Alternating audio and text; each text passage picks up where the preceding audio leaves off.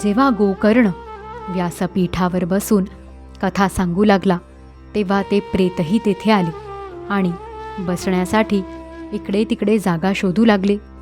इतक्यात 7 गाठी असलेल्या एका उंच वेऊवर त्याची दृष्टी गेली.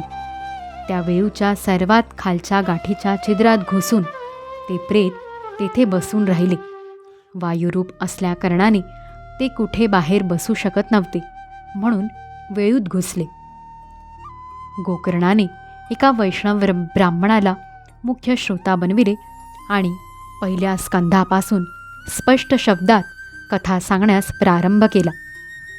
सायंकाळी जेव्हा कथा संपली तेव्हा एक विचित्र घटना घडली. सर्वांच्या देखत त्या वेळूची एक गाठ तडतड करीत फुटली. त्याचप्रमाणे दुसऱ्या दिवशी सायंकाळी दुसरी गाठ फुटली आणि तिसऱ्या दिवशी त्याच वेळी तिसरी गाठ फुटली. अशा प्रकारे 7 दिवसात 7 गाठी फुटून 12 स्कंध ऐकल्यानंतर धुंदुकारी पवित्र होऊन प्रेतयोनीतून मुक्त झाला आणि दिव्य शरीर धारण करून सर्वांसमोर प्रकट झाला.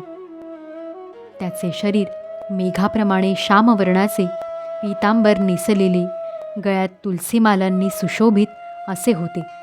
मस्तकावर सुंदर मुकुट आणि कानांमध्ये कुंडले झळकत होती. त्याने ताबडतोब आपला भाऊ गोकर्णाला नमस्कार केला आणि तो म्हणाला, बंधू, तू दयाळूपणाने माझी प्रेतयोनीच्या यातनांपासून सुटका केलीस. प्रेतपीडेचा नाश करणारी ही श्रीमद्भागवताची कथा धन्य होय.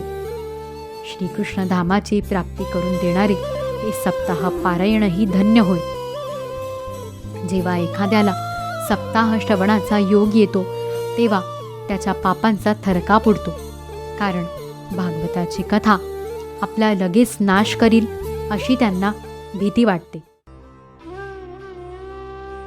ज्याप्रमाणे अग्नी, ओले सुके, लहान मोठे असे सर्व प्रकारचे लाकूड भस्मसात करतो, त्याप्रमाणे हे सप्ताह श्रवण मन, वाणी आणि क्रियांद्वारा केलेली नवी जुनी लहान मोठी सर्व पापे भस्मसात करते. विद्वानांनी देवतांच्या सभेमध्ये म्हटले आहे की या भारतवर्षात जो श्रीमद्भागवताची कथा ऐकत नाही त्याचा जन्म व्यर्थ होय. बरे, या नाश पावणाऱ्या शरीराचे मोहपूर्वक लालन पालन करून त्याला धष्टपुष्ट आणि बलवान बनविले आणि जर श्रीमद्भागवताची कथा ऐकली नाही तर त्याचा काय उपयोग? हाडे या शरीराचे आधारस्तंभ आहेत. नाडीरूपी दोऱ्यांनी याला बांधले आहे. त्यावर मांस आणि रक्त यांचा लेप देऊन कातड्याने याला मढविले आहे. हे मलमूत्राचे भांडेच असल्याने यातील प्रत्येक अंगाला दुर्गंधी येत आहे. वृद्धावस्था आणि शोक यांमुळे परिणामतः हे दुःखमय असून रोगांचे घरच आहे. कोणत्या ना कोणत्या इच्छेने हे व्याकुळ असते, याची कधी तृप्तीच होत नाही. याला धारण करणे हेही एक ओझेच आहे. याचा रोमरोमात दोष भरलेले आहेत आणि नष्ट होण्याला याला एक क्षणही लागत नाही. शेवटी याला पुरले तर त्यांतून किडे उत्पन्न होतात, पशूंनी खाल्ले तर विष्ठेत रूपांतर होते आणि अग्नी जाळले तर राखेचा ढीग तयार होतो. असा 3च प्रकारांनी याचा शेवट होतो. अशा विनाशी शरीराकडून मनुष्य अविनाशी फळ देणारे काम का करून घेत नाही? जे अन्न सकाळी शिजविले जाते ते संध्याकाळपर्यंत खराब होऊन जाते, तर मग त्यातील रसामुळे पुष्ट झालेले शरीर नित्य कसे राहील? या जगात सप्ताह श्रवण केल्याने भगवंतांची तत्काळ प्राप्ती होऊ शकते. म्हणून सर्व प्रकारचे दोष नाहीसे होण्यासाठी हेच एकमेव साधन आहे. जे लोक भागवत कथा श्रवण करीत नाहीत ते पाण्यावरील बुडबुडे आणि डास याच्याप्रमाणे केवळ नाहीसे होण्यासाठीच जन्माला येतात. ज्याच्या प्रभावामुळे निर्जीव आणि वाळलेल्या बांबूच्या गाठी तुटतात, त्या भागवत कथेच्या श्रवणाने चित्ताची अज्ञानरूप गाठ उकलली जाईल. यात विशेष ते काय? सप्ताह श्रवण केल्याने मनुष्याच्या हृदयाची अज्ञानरूप गाठ सुटते.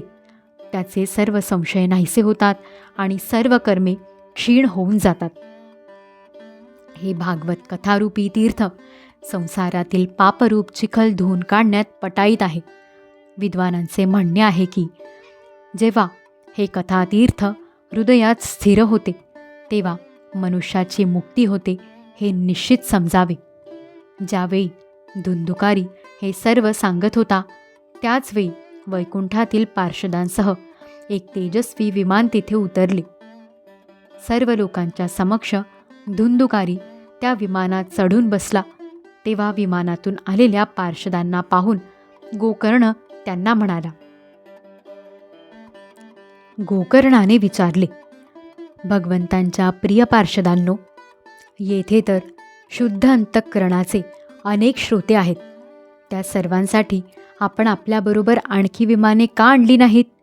आम्हाला तर असे दिसते की इथे सर्वांनी सारख्याच भावनेने कथा ऐकली आहे. तर मग फलप्राप्तीत असा भेद का, हे आपण सांगावे.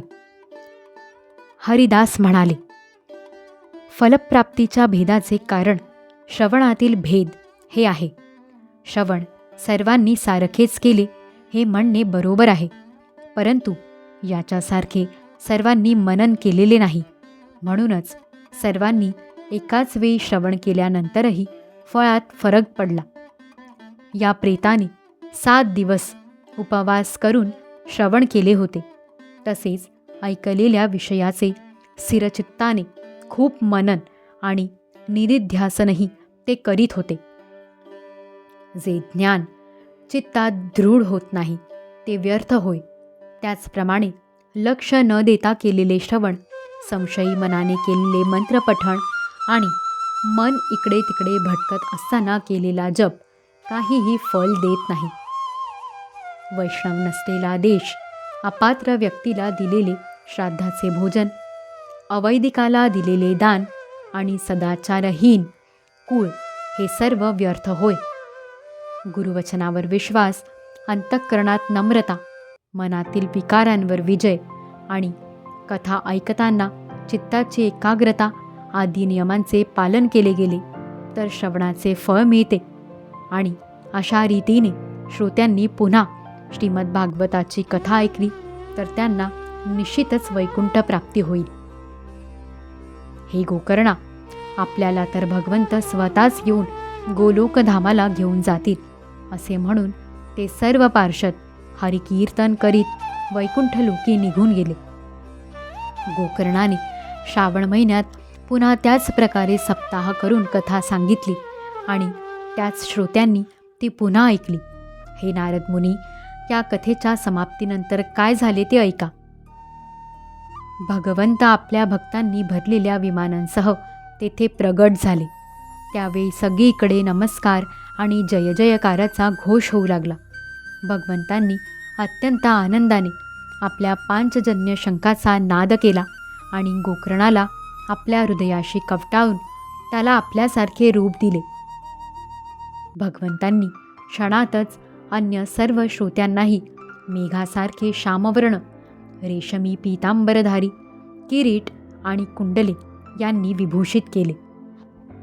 गोकर्णाच्या कृपेने त्या गावातील कुत्र्यापासून चांडाळापर्यंत जेवढे जीव होते त्या सर्वांना विमानात बसवण्यात आले. जेथे योगीजन जातात त्या भगवद्धामात त्या सर्वांना पाठविण्यात आले. अशा रीतीने कथाश्रवणाने प्रसन्न होऊन भक्तवत्सल भगवान श्रीकृष्ण गोकर्णाला बरोबर घेऊन गोपगोपींच्या प्रिय गोलोकधामाला गेले. पूर्वी ज्याप्रमाणे भगवान श्रीराम अयोध्यावासियांना घेऊन आपल्या धामाला गेले होते त्याचप्रमाणे भगवान श्रीकृष्ण त्या सर्वांना घेऊन योग्यांना सुद्धा दुर्लभ असणाऱ्या गोलोकाला गेले. ज्या लोकात सूर्य, चंद्र आणि सिद्ध हे सुद्धा जाऊ शकत नाहीत तेथे ते श्रीमद भागवत श्रवण केल्यामुळे गेले. सप्ताह यज्ञ कथाश्रवण केल्याने जे उज्ज्वल फळ साठते त्याविषयी आम्ही आपल्याला काय सांगावे. अहो, ज्यांनी आपल्या कर्णपुटांद्वारे गोकर्णाने सांगितलेल्या कथेचे एक अक्षरसुद्धा ऐकले ते पुन्हा गर्भवासी झाले नाहीत. ज्या गतीला सप्ताह श्रवणाने भक्त सहजगत्या प्राप्त करून घेतात. त्या गतीला मनुष्य वारा, पाणी किंवा पाने खाऊन, शरीर सुकवून, पुष्कळ काळपर्यंत घोर तपस्या करून आणि योगाभ्यास करूनही प्राप्त करू शकत नाही. या परमपवित्र इतिहासाचे पारायण चित्रकूट पर्वतावर विराजमान असलेले मुनीश्वर शांडिल्यसुद्धा ब्रह्मानंदात मग्न होऊन करीत असतात. ही कथा मोठी पवित्र आहे. एक वेळ श्रवण केल्यानेही सर्व पापांचे भस्म होते. श्राद्धाचे वेळी याचा पाठ केला तर त्यामुळे पितृगणांची तृप्ती होते आणि नित्यपाठ केल्याने मोक्षाची प्राप्ती होते. अध्याय 5 समाप्त. श्री सद्गुरुनाथ महाराज की जय. श्री सद्गुरु चरणारविंदार्पितमस्तु.